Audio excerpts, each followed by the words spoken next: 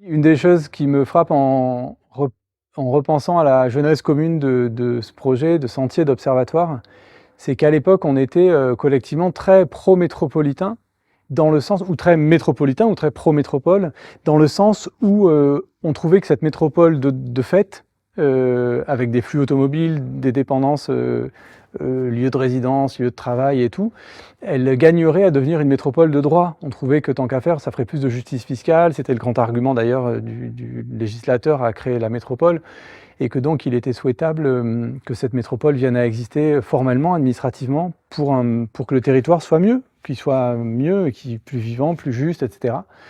Et on peut dire que 10 ans plus tard, on est collectivement, aujourd'hui, par défaut, presque tous férocement anti-métropolitains, dans un sens un peu différent, qui est que la métropole aujourd'hui et tout le marketing qui va avec la métropole, toute l'idée de cette métropole qui doit être attractive pour capter des entreprises internationales, etc. En fait, c'est l'incarnation de ce monde extractiviste, capitaliste, qui détruit la terre justement, et que donc la métropole est le fait par excellence qu'il faut combattre, et donc il faut réfléchir à une démétropolisation ou à une désurbanisation.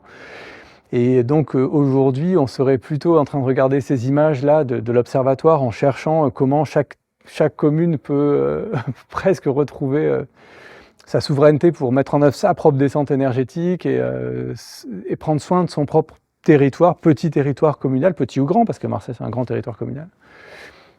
Plutôt que de se dire « Ah génial, on est en train de contribuer avec nos arpentages, nos photos à l'invention d'un territoire métropolitain, enfin, qui est en train d'arriver, on trouvait ça génial. » cette espèce de grande terre commune comme ça, cette espèce de grand territoire habité dont on se sentait de meilleurs habitants en l'arpentant, en le photographiant. Vous vous rappelez de ce truc-là? Et en fait, en réalité, je ne sais pas, 10 ans plus tard, si on habite aussi intensément cette métropole comme ça, ou si on a le désir d'habiter aussi intensément un territoire aussi vaste que ce qui fait le tour de l'étang de Berre et du massif de l'Étoile. Donc, faut-il revenir sur nos passions passées? Peut-être que oui, en partie, peut-être qu'il y a eu là un moment de découverte collective qui était un moment et qui n'était pas un état.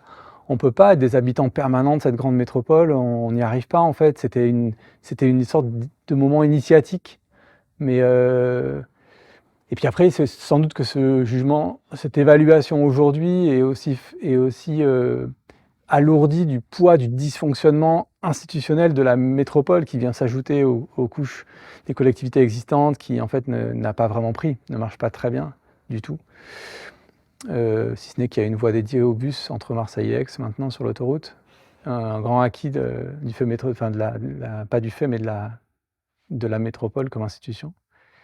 Mais moi, c'est peut-être ça le truc qui me saute le plus aux yeux en revoyant ces images, c'est à quel point nous étions des vats en métropole et à quel point aujourd'hui on pense plutôt à la fragmentation des territoires, revenir à la ville du quart d'heure et toutes ces notions-là.